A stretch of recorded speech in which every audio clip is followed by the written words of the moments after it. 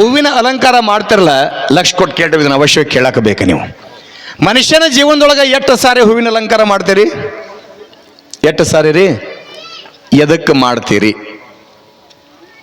ಎಷ್ಟು ಸಾರಿ ಹೂವಿನ ಅಲಂಕಾರ ಮಾಡ್ತೀರಿ ನೀವೆಲ್ಲ? ಅಲಂಕಾರ ಮಾಡಿರಲ್ಲ, ಹ್ಞೂ ರೀ ಹೂವಿನವ್ರು ನೀವು. ಹೂವು ನಿಮಗೆ ಒಲ್ಲೈತೆವ ಅದ ಅಲ್ಲ. ಈ ಕಟ್ಟಿನೊಳಗೆ 3 ಕಟ್ಟು ಅದಾವ್ರಿ. ಮತ್ತು ನೀವು ಚುಟ್ಟ ಕಟ್ಟು ಅಂತ ತಿಳ್ಕೊಂಡ್ರಿ, ಬಿಡಿ ಕಟ್ಟಿನೊಳಗೆ 3 ಕಟ್ಟು ಅದಾವ. ಹುಟ್ಟಿದಾಗ ತೊಟ್ಲ ಕಟ್ಟು, ಮದುವೆಯಾಗ ಬಾಶಿಂಗ ಕಟ್ಟು, ಮುಂದೆ ನಾನಂಗಿಲ್ಲವ ಅದ ನಾ ಯಾಕಂದ್ರೆ ಅಲ್ಲ. ನಿಮ್ಗೆಲ್ಲ ಗೊತ್ತೈತಿ ಸತ್ ಮ್ಯಾಗೆ ಶಿದಿ ಕಟ್ ಅಂತ ಹೇಳಿ. ಹಂಗ ಮನುಷ್ಯನ ಜೀವನದೊಳಗೆ 3 ಸಾರಿ ಹೂವಿನ ಅಲಂಕಾರ ಮಾಡ್ತೀರಿ. ಅದು ಎದಕ್ಕೆ ಅಂತ ಲಕ್ಷ ಕೊಟ್ಟು ಕೇಳಿರುವ ಹಿಂದಿನ ಹಿರಿಯರು ಸುಮ್ಮನೆ ಈ ಪದ್ಧತಿ ಮಾಡ್ಕೊಂಡು ಬಂದಿಲ್ಲ. ನಾನು ನಿಮ್ಗೊಂದು ಮಾತು ಕೇಳ್ತೀನಿ, ಮನುಷ್ಯನಿಗೆ ಆಯುಷ್ಯ ಎಷ್ಟು ವರ್ಷ ಐತ್ರಿ? ಭಗವಂತ ಎಷ್ಟು ವರ್ಷ ಕೊಟ್ಟಾನ? ಕರೆಕ್ಟ್ ಹೇಳ್ರಿ, ಪಕ್ಕ ಹೇಳ್ರಿ, ಎಷ್ಟು ವರ್ಷ ಅದ್ರಿಲ್ಲ? ಎಲ್ಲರೂ ಇಲ್ಲಿ ಎಷ್ಟು ವರ್ಷ? ಯಾರ 40 ವರ್ಷ ಅಂತಾನ, ಯಾರ 90 ವರ್ಷ ಅಂತಾನ, ಅಲ್ವಾನ ಅಲ್ಲ. 100 ವರ್ಷ ಎಟ್ರಿ? ಪಕ್ಕರೆ ಗ್ಯಾರಂಟಿ ಐತ್ರಿ? ನೋಡಿ, ಇನ್ನೊಮ್ಮೆ ವಿಚಾರ ಮಾಡಿ, ಗ್ಯಾರಂಟಿ ಐತ್ರಿ? ಈಗ ನಮ್ಮದು 100 ಕಿಲೋಮೀಟ್ರ್ ದೂರ ಐತೆವ, ಹೌದ್ರಿ? ನಮ್ಮ ಊರು ಬಿಡ್ರಿ, ಇಲ್ಲಿ ಕುಂತೀನಿ ಅಂದ್ರೆ ಇಲ್ಲಿಂದ ಎದ್ದು ಹೋಗಿ ಅಜ್ಜರ ಪಾದ ಮುಟ್ತೀನಿ ಎನ್ನುವಂಥ ನಂಬಿಕೆ ನನಗಿಲ್ಲ. ಮತ್ತು ನಿಮಗೆ ಯಾರಿಗಾರ ಮತ್ತು ನಾಳೆ ಮಟ್ಟ ಬದುಕ್ತೀನಪ್ಪ ಅನ್ನಂಗಿತ್ತಂದ್ರೆ ಕೈ ಹತ್ರಿ. ಭಾಳ ಜಾಣ್ರಿ ನೀವು. ಯಾಕೆ? ಭಗವಂತ ಕರೆನ ಕೊಟ್ಟು ಕಳ್ಸ್ಯಾನ 100 ವರ್ಷ ಅಂತೇಳಿ. ಆದ್ರೆ 100 ವರ್ಷ ನಾವು ಹೆಂಗೆ ಪಡ್ಕೊಂಡಿವಿ ಅಂತ ತಿಳ್ಕೊಂಡು ಯಾರಿಗೂ ಗೊತ್ತಿಲ್ಲ. ಅದನ್ನ ನಾಳಿನ ದಿವಸ ತಿಳಿಸ್ತೀನಿ ನಿಮಗೆ. ಇದು ಹೆಂಗ ಅಂತಂದ್ರೆ ತಾಯಿ, ನಮಗ ನಿಮಗೆಲ್ಲ ಆದ್ರೂ ಕೂಡ ಹೆಮ್ಮೆಂದು ಹೇಳ್ಕೊಂತೀವಿ 100 ವರ್ಷ ಅಂತ ತಿಳ್ಕೊಂಡು. ಅವತ್ತಿನ ಸಮಯ ಇತ್ರಿ 100 ವರ್ಷ. ಈಗ ಕೂಡ 100 ವರ್ಷ ಬಾಳವ್ರು ಇಲ್ಲಿ ಅದಾರ. ನಾವು ಹಂಗಲ್ರಿ. ಯಾಕೆ? ಹಾಫ್ ಸೆಂಚುರಿಗೆ ಹೋಗೋದು ನಾವೆಲ್ಲ. 100 ವರ್ಷ ಬದುಕೋದು ಭಾಳ ಕಷ್ಟ. ಯಾಕೆ? ಭಗವಂತ ಹಣಿ ಮೇಲೆ ಬರ್ದಾನ ಏನಂತ, ಇದಕ್ಕೆ 100 ವರ್ಷ ಅಂತ ತಿಳ್ಕೊಂಡ. ಯವ್ವ ಬೆನ್ ಹಿಂದ ಒಂದು ಸ್ಟಿಕ್ಕರ್ ಅಂಟಿಸ್ಕೇಶನ್ ಏನಂತ, ಇದಕ್ಕೆ ನೋ ಗ್ಯಾರಂಟಿ ಅಂತ ಹೇಳಿ. ನೀವು ಒಂದು ಟಿವಿ ತೊಗೊಂಡ್ರೆ ಗ್ಯಾರಂಟಿ ಕೊಡ್ತಾರ, ಮೊಬೈಲ್ ತೊಗೊಂಡ್ರೆ ಗ್ಯಾರಂಟಿ ಕೊಡ್ತಾರ, ಏನೇ ವಸ್ತು ತೊಗೊಂಡ್ರು ಕಡೆ ಕಾಲಕ್ಕೆ 6 ತಿಂಗಳ ಗ್ಯಾರಂಟಿ ಕೊಡ್ತಾರ. ಇದಕ್ಕೆ ಗ್ಯಾರಂಟಿ ಇಲ್ಲ. ಯಾಕೆ? ಇದನ್ನ ನೀರಿನ ಮ್ಯಾಗಿನ ಗುಳ್ಳಿದ್ದಂಗೆ, ಗಾಳಿಗಿಟ್ಟ ದೀಪ ಇದ್ದಂಗೆ, ಯಾವಾಗ ಆರ್ತೈತೋ ಗೊತ್ತಿಲ್ಲ. ಗಾಳಿಗಿಟ್ಟ ದೀಪ ಯಾವಾಗ ಆರ್ತೈತೋ ಗೊತ್ತಿಲ್ಲ, ನೀರಿನ ಮ್ಯಾಗಿನ ಗುಳ್ಳಿ ಯಾವಾಗ ಹೊಡಿತೈತೋ ಗೊತ್ತಿಲ್ಲ. ಹಂಗಿದೆ, ಯಾವಾಗ ಹೋಗುತ್ತೋ ಗೊತ್ತಿಲ್ಲ.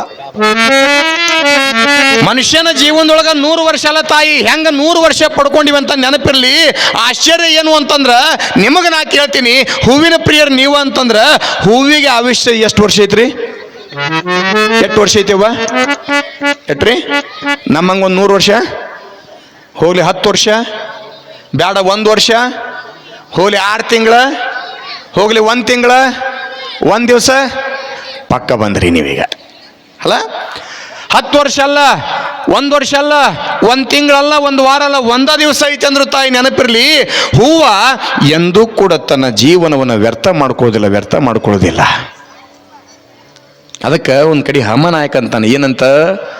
ಓ ಮಲ್ಲಿಗೆಯ ಹೂವೆ ಕಾಕಡ ನೀನೆಂತಹ ಪಾಕಡ.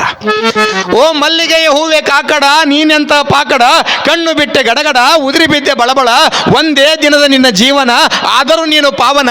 ನನ್ನ ಮನೆಯ ನಂದನ, ನಿನಗೆ ಕೋಟಿ ವಂದನ ಅಂತನ ಹಮನಾಯಕ. ನಿನಗೆ ಕೋಟಿ ವಂದನ ಅಂತನ. ಹೂವಿಗೆ ಆಯುಷ್ಯ ಒಂದು ದಿವಸ ಐತಿ. ಬೆಳಗ್ಗೆ ಎದ್ದ ಆಕ್ಷಣ ಅಳಿರ್ತಕ್ಕಂಥ ಹೂವ ಓ ಮಲ್ಲಿಗೆ ಹೂವೆ ಕಾಕಡ. ಸೂರ್ಯನ ಉದಯ ಆಗುದಕ್ಕಿಂತ ಪೂರ್ವದೊಳಗೆ ಮೊಗ್ಗಾಗಿರ್ತಕ್ಕಂಥ ಹೂವ ಯಾವಾಗ ಸೂರ್ಯನ ಕಿರಣ ಬಿತ್ತ ಅಳ್ಳಕ್ಕ ಚಲವಾಕೈತೆ. ಅಳಬೇಕಾದ್ರೆ ಹಿಂಗೆ ಹೋಗ್ಬೇಕಾದ್ರೆ ಸುವಾಸನೆ ಬರ್ಬೇಕಾದ್ರೆ ಮೂಗಿಗೆ ಅಬಾಬಾಬಾ ಏನು ಚಂದ ದುಂಡು ಮಲ್ಲಿಗೆ ಹೂವೈತು ಮರ, ವಾಸನೆ ಭಾಳ ಚಂದ ಐತೆ ಅಂತ ತಿಳ್ಕೊಂಡು ಯಾವಾಗ ಅದ್ರ ಮ್ಯಾಗ ಕಣ್ಣು ಬಿತ್ತಂದು ಕುಳೆ ಕಣ್ಣು ಬಿಟ್ಟೆ ಗಡಗಡ ಉದುರಿ ಬಿದ್ದೆ ಬಳಬಳ. ಮನುಷ್ಯನ ಕಣ್ಣು ಎಷ್ಟು ಚಲೋ ಐತೆ ಅಷ್ಟು ಕೆಟ್ಟ ಐತೆವ.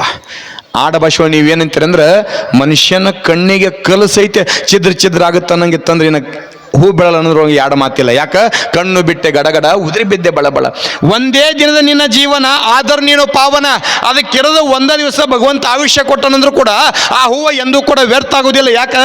ಬೆಳಗ್ಗೆ ಎದ್ದ ತಕ್ಷಣ ಅರಳಿದ ತಕ್ಷಣವೇ ಸುವಾಸನೆ ಬೀರುವುದರ ಮುಖಾಂತರವಾಗಿ ಶಿವಯೋಗೀಶ್ವರ ಗದ್ದುಗೆಗೆ ಬಂದು, ಶಿವಯೋಗೀಶ್ವತ್ರಿಯರ ಗದ್ದುಗೆ ಬಂದು ನಾಮಾವಳಿಯಾಗಿ ಸಲ್ಲುತ್ತದೆ, ಮಾಲೆಯಾಗಿ ಸಲ್ಲುತ್ತದೆ, ತನ್ನ ಜೀವನವನ್ನು ಪ್ರಾರಂಭ ಮಾಡುತ್ತದೆ.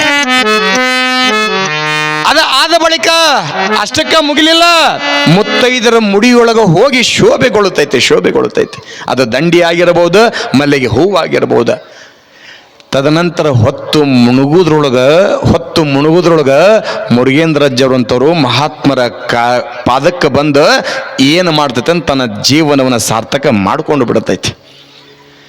ಬೆಳಗಿನ ಜಾವ ಅಳ್ಳಿ ಸಾಯಂಕಾಲ ಮಹಾತ್ಮರ ಪಾದಕ್ಕೆ ತನ್ನ ಜೀವನವನ್ನು ಪಾವನ ಮಾಡ್ಕೋತೈತೆ ಅಂತಂದ್ರೆ ಆ ಹೂವು ಹೇಳುತ್ತದ. ಮನುಷ್ಯನ ಜೀವನದೊಳಗೆ ಮೊದಲಿಗೆ ಯಾವಾಗ ಅಲಂಕಾರ ಮಾಡ್ತೀರಂತಂದ್ರವ ಹುಟ್ಟಿದಾಕ್ಷಣವೇ ತೊಟ್ಲಕ್ಕೇನು ಅಲಂಕಾರ ಮಾಡ್ತಿರಲ್ಲ. ಆಶ್ಚರ್ಯ ಏನು ಅಂತಂದ್ರೆ ಆ ತೊಟ್ಟಲೋಗಿರ್ತಕ್ಕಂಥ ಹೆಣ್ಣಾಗಲಿ ಗಂಡಾಗಲಿ ಆ ಹೂವು ಹೇಳ್ತೈತಿ, ಇಡೀ ತೊಟ್ಟದ ಹೂವು ಏನಂತ, ಏ ತಂಗಿ, ಏ ತಮ್ಮ, ಭಗವಂತ ನಿಮ್ಮ ಹಂಗೆ ನನಗೆ 100 ವರ್ಷ ಕೊಟ್ಟಿಲ್ಲ, ಕೊಟ್ಟಿದ್ದು ಒಂದೇ ದಿವಸ ಕೊಟ್ಟಾನ. ನನ್ನ ಒಂದು ದಿವಸವನ್ನು, ನನ್ನ ಒಂದು ದಿನವನ್ನು ನಾ ಎಂದೂ ಕೂಡ ವ್ಯರ್ಥ ಮಾಡ್ಕೊಳ್ಳೋದಿಲ್ಲ. ನನ್ನ ಜೀವನ ಸಾರ್ಥಕ ಮಾಡ್ಕೊಳ್ತೀನಿ, ಇರೋ ತನಕ ಸುವಾಸನೆ ಬೀರ್ತೀನಿ. ಹಂಗೆ ಭಗವಂತ ನಿಂಗೆ 100 ವರ್ಷ ಕೊಟ್ಟಾನಂತಂದ್ರೆ ನನ್ನ ಹಂಗೆ ಸುವಾಸನೆ ಬೀರ್ ಅಂತ ತಿಳ್ಕೊಂಡ ತೊಟ್ಟದೊಳಗಿರ್ತಕ್ಕಂಥ ಹೆಣ್ಣಾಗಲಿ ಗಂಡಾಗಲಿ ಖುಷಿಗೆ ಹೇಳಿತ. ಆವಾಗ ನಾವು ಅಳಕತ್ತೀವಿ, ಹೂವಿನ ಮಾತು ನಮಗೆ ಯಾರಿಗೂ ಗೊತ್ತಾಗಲಿಲ್ಲ, ಅವಾಗ ಯಾರು ಕೂಡ ನಾವು ಅರ್ಥ ಮಾಡ್ಕೊಳ್ಳಿಲ್ಲ. ಹೋಗ್ಲಿ, ಅವಾಗ ಬಿಡ್ರಿ. ಎರಡನೇದು ಯಾವಾಗ್ರಿ? ಒಂದು ಹೆಣ್ಣಿಗೆ ಒಂದು ಗಂಡಿಗೆ ಒಂದು ಹೆಣ್ಣು ಜೋಡು ಮಾಡೋದಾಗ ಏನು ಹಾಕ್ತಿರಲ್ಲ ಕೊಳ್ಳಾಗ. ಈಗ ನೀವು ಹೆಂಗೆ ರೊಕ್ಕ ಕೊಡ್ತೀರಿ ಅಂತಂತ ಮಾಲೆ ಬರ್ತಾವೆ ಈಗ, ಹೌದ್ರೆ?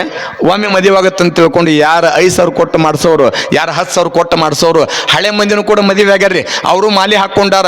ಅವರು ಮಾಲಿ ಹಾಕ್ಕೊಂಡಿದ್ದ ಮದುವೆ ಆಗ್ಬೇಕಾದ್ರೆ ಎಷ್ಟು ರೂಪಾಯಿ ಕಿಮ್ಮತ್ತಂದ್ರೆ ಒಂದು 25, 30, 50 ರೂಪಾಯಿ ದೊಡ್ಡದಾತು.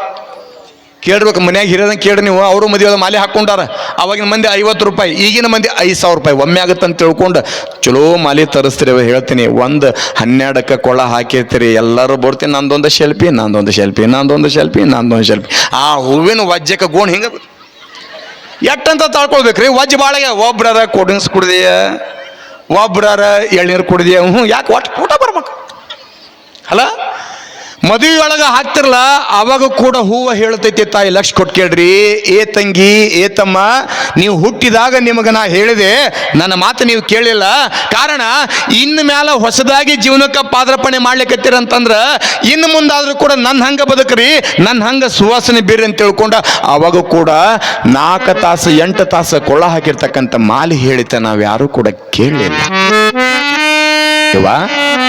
ನಿಮ್ಮಲ್ಲಿ ಕರ ಮುಗಿದು ಬೇಡಿಕೊಳ್ತೀನಿ, ನೀವು ಎಷ್ಟೇ ದೊಡ್ಡ ಶ್ರೀಮಂತರಿರಿ, ಎಷ್ಟೇ ಬಡವರಿರಿ, ದಿನಕ್ಕೆ 2 ಜಾಗಕ್ಕೆ 2 ಸಾರಿ ಹೋಗಿ ಭೇಟಿ ಕೊಟ್ಟು ಬರ್ಬೇಕು. ನೀವು ಮ್ಯಾಗ ದಿನಕ್ಕೆ 2 ಜಾಗಕ್ಕೆ 2 ಸಾರಿ ಭೇಟಿ ಕೊಟ್ಟು ಬರ್ಬೇಕು. ಮುಂಜಾನೆ 1 ಸಾರಿ, ಸಾಯಂಕಾಲ 1 ಸಾರಿ. ಯಾವ 2 ಜಾಗ ಅಂತಂದ್ರೆ, ಒಂದೇದ್ದು ಸುಡುಗಾಡು ಅಂತ ಏನು ಕರಿತಿರಲ್ಲ, ಈ ಅದಕ್ಕೇಂತ ರುದ್ರಭೂಮಿ ಅಂತ ಏನು ಕರಿತಿರಲ್ಲ, ಅಲ್ಲಿಗೆ ದಿನಕ್ಕೆ ಮುಂಜಾನೆ 1 ಸಾರಿ, ಸಾಯಂಕಾಲ 1 ಸಾರಿ ಭೇಟಿ ಕೊಟ್ಟು ಬರ್ರಿ. ಯಾಕ? ಅಲ್ಲಿ ಹೋದಾಗ ನಮ್ಮ ಪೂರ್ವಜರೇನು ಮಲಗ್ಯಾರಲ್ಲ, ಹಿಂದಿನ ಹಿರಿಯರ, ನಮ್ಮಪ್ಪ, ನಮ್ಮವ್ವ, ನಮ್ಮ ಅಜ್ಜ, ನಮ್ಮ ಮುತ್ತಜ್ಜನ ಮಕ್ಕೊಂಡ್ರಲ್ಲ, ಅವ್ರಂತಾರೆ ಏನಂತಂದ್ರೆ, ತಮ್ಮ, ಎಳದೇ ಇರ್ತಕ್ಕಂಥ ಜಾಗದಾಗ ಬಂದು ನಾವು ಮಲಗಿಬಿಟ್ಟಿವಿ. ಇಳದೇ ಇರ್ತಕ್ಕಂಥ ಜಾಗದಾಗ ಬಂದು ನಾವು ಮಲಗಿಬಿಟ್ಟಿವಿ. ನೀ ಇನ್ನೂ ಬಂದಿಲ್ಲ.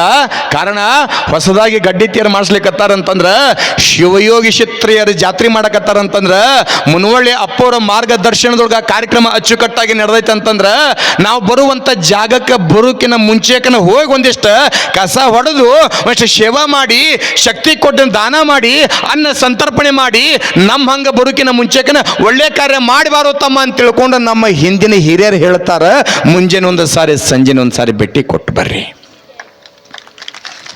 2ನೇ ಜಾಗ ಯಾವುದು ಅಂತಂದ್ರೆ ಗುರುವಿನ ಸನ್ನಿಧಾನ, ಮುರುಗೇಂದ್ರಪ್ಪನ ಪಾದ, ಶಿವಯೋಗಿ ಕ್ಷತ್ರಿಯರ ಪಾದ. ಯಾಕಂತಂದ್ರೆ ಹರ ಮುನಿದರೆ ಗುರು ಕಾಯುವ, ನಮ್ಮನ್ನ ಕಾಯವ್ಯಾರಂದ್ರೆ ಗುರು ಅದನಂದ ಬಳಿಕ ಗುರುವಿನ ಪಾದವನ್ನು ಗಟ್ಟಿಯಾಗಿ ಹಿಡ್ಕೊಳ್ಬೇಕ. ಕಾರಣ ದಿನಕ್ಕೆ 2 ಸಮಯ ಭೇಟಿ ಕೊಟ್ಟ ಬರ್ರಿ. ಅವಾಗ ಕೂಡ ನಾವು ಕೇಳಿಲ್ಲ. ಇನ್ನು 3ನೇದು ಯಾವಾಗ್ರಿ? ಜೀವಂತಿದ್ದಾಗ ಮಾಲಿ ಹಾಕಿದ್ರಂತಂದ್ರೆ ಬೈತಿರ್ತಾನೆ, ನನಗೆ ಯಾಕೆ ಇಷ್ಟು ಮಾಲಿ ಹಾಕಕತ್ತಿದೆ ನೋಡ್ಬೇಕ ಬಾಬಾ. ಜೀವ ಹೋದ ಮ್ಯಾಗ ದೇಹವನ್ನು ಗುಟ್ಟಕ್ಕೆ ಕುಂದ್ರಿಸಿದಾಗ ನಿಮ್ಮ ಬಂಧು ಬಳಗ ಎಲ್ಲರೂ ತೊಗೊಂಬರ್ತಾರೆ. ನೀವು ಏನು ಒಯ್ತೀರಿ? ಯಾರ ತೀರ್ಕೊಂಡ್ರ ಅಂತಂದ್ರೆ ಏನು ಬರೀ ಕೆಲವು ಕರೆ ಏನ್ರ ಒಯ್ತೀರಿ? ಏನು ಒಯ್ತೀರಿ? ಮತ್ತ ಹೇಳು ಮರ, ನೀನು ಹೇಳಿ ಕೇಳಕತ್ತೀರಿ ನೀವು ಅಲ್ಲ. ಯಾರಾದ್ರೂ ತೀರ್ಕೊಂಡ್ರಂತ ಬರೇ ಕೈಲೆ ಹೋಗುದಿಲ್ಲ, ಅವಶ್ಯವಾಗಿ ಒಯ್ತೀರಿ. ಏನಂತ? ಉದಿನ ಕಡ್ಡಿ ಒಯ್ತೀರಿ, ವಿಭೂತಿ ಹಿಂಡಿ ಒಯ್ತೀರಿ, ಕಾಯಿ ಒಯ್ತೀರಿ, ಹೂವಿನ ಮಾಲಿ ಒಯ್ತೀರಿ. ಕಾಯಿ ಯಾಕೆ ಒಯ್ತೀರಿ? ನಾಳೆ ಗುರುವಿನ ಸನ್ನಿಧಾನ ಬಂದಾಗ ಸಂದರ್ಭ ಬಂದಾಗ ಹೇಳ್ತೀನಿ ನಿಮಗೆ ಕಾಯಿ ಎದಕ್ಕೆ ಒಯ್ಬೇಕು ಅನ್ನೋದು. ಹೂವಿನ ಮಾಲಿಯನ್ನು ಒಯ್ತೀರಿ ಅಂತ ಸುಮ್ಮನೆ ಒಯ್ಯಂಗಿಲ್ಲ. ಜೀವಂತಿದ್ದಾಗ ಒಂದ್ ದಿವ್ಸನೂ ಕೂಡ ಅಷ್ಟಕ್ಕೊಂದು ಮಾಲಿ ಹಾಕೊಂಡಿದ್ನೆಲ್ಲ ಗೊತ್ತಿಲ್ಲ ಉತ್ತರ ಬೋಪ. ಅವ ಬಂದು ಬಳಗ ಎಲ್ಲರೂ ಕೂಡ ತಗೊಂಡು ಬಂದ ಮಾಲಿ ಹಾಕಿದ್ದ ಮಾಡಿಕೊಂಡ ಹೆಂಡತಿ ದೂರದಾಳ, ಮಾಡಿಕೊಂಡ ಗಂಡ ದೂರದಾನ, ಶರೀರಕ್ಕೆ ಅಂಟುಕೊಂಡಿರ್ತಕ್ಕಂಥ ಹೂವಿನ ಮಾಲಿ ಅವಾಗ ಹೇಳ್ತೈತಿ. ಲಕ್ಷ ಕೊಟ್ಟು ಕೇಳ್ರಿ, ಅವಾಗ ಹೇಳ್ತೈತಿ ಏನಂತ? ಏ ಹುಚ್ಚ ಮನುಷ್ಯ, ಭಗವಂತ ನಿನಗ 100 ವರ್ಷ ಆಯುಷ್ಯ ಕೊಟ್ಟಿದ್ದ, ನನ್ನ ಹಂಗ ಒಂದ್ ದಿವಸ ಆಯುಷ್ಯ ಕೊಟ್ಟಿಲ್ಲ ನಿನಗ. ಕಾರಣ ನಾ ಒಂದು ದಿವಸ ಬದುಕಿನಂದ್ರು ಕೂಡ ಸುವಾಸನೆ ಬೀರ್ತಾ ಬದುಕಿದೆ, ಸುವಾಸನೆ ಬೀರ್ತಾನೆ ನನ್ನ ಜೀವನವನ್ನು ಅಂತ್ಯ ಮಾಡ್ಕೊಂಡೆ. ಭಗವಂತ ನಿಂಗ 100 ವರ್ಷ ಆಯುಷ್ಯ ಕೊಟ್ಟನಂದ್ರು ಕೂಡ, ಶಿವಯೋಗೀಶ್ವರ 100 ವರ್ಷ ಆಯುಷ್ಯ ಕೊಟ್ಟನಂದ್ರು ಕೂಡ ನೀ ಸುವಾಸನೆ ಬೀರ ಬದಲಿ ಬರೀ ದುರ್ವಾಸನೆ ಬೀರಕತ್ತಲೋ ತಮ್ಮ ಅಂತ ತಿಳ್ಕೊಂಡು ಸ್ವಾಟಿ ತಿವ್ದ ಹೇಳ್ತೈತಿ. ನೋಡ್ರಿ ಬೇಕಾದ್ರೆ